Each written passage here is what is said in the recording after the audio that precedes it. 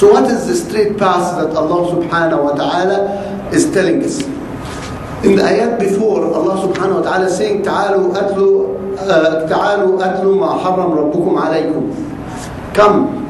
It's telling the Rasul sallallahu alayhi wa sallam to tell the believers, come, I tell you what Allah subhanahu wa ta'ala has forbidden. And the scholars tell us the word ta'alu means rise above.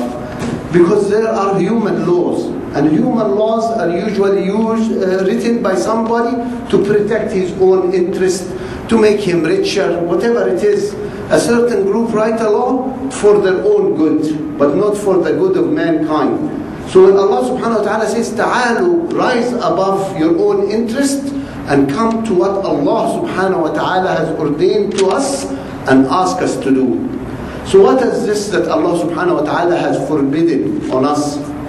And this, if we look at them, we look at this is how we build a proper nation, how we as Muslims should behave, not what people tell us.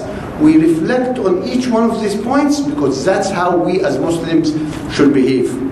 So here, what did Allah subhanahu wa ta'ala telling us He has forbidden? أَلَّا تُشْرِكُوا بِهِ شَيْئًا. You don't give Allah subhanahu wa ta'ala a partner. And we take this lightly because we all say La ilaha illallah. There is no God but Allah.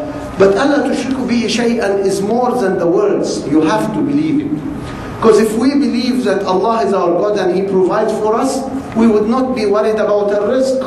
We will not be worried fighting and arguing among each other because we know Allah will provide for us.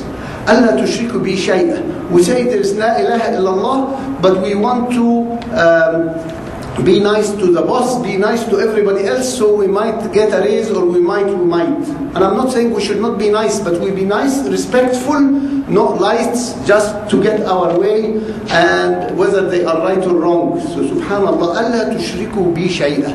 Don't give Allah subhanahu wa ta'ala a partner. And as we said before, a week or two before in the ayah, وَمَنْ يَتَوَكَّلْ عَلَى اللَّهِ فَحَسْبُهُ. If you rely on Allah, you don't need anybody else. Even though the scholars tell us, say, I rely on Allah and then on somebody, why do I need this then?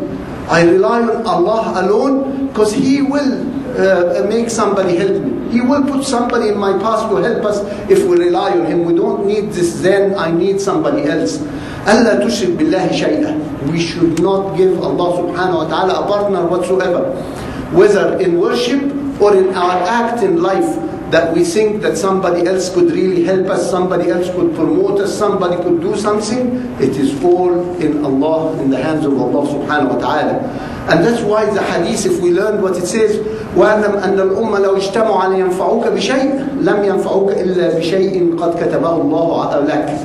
We should know that if the whole nation gathers to help you with something, they could not help you except with something Allah has written for you.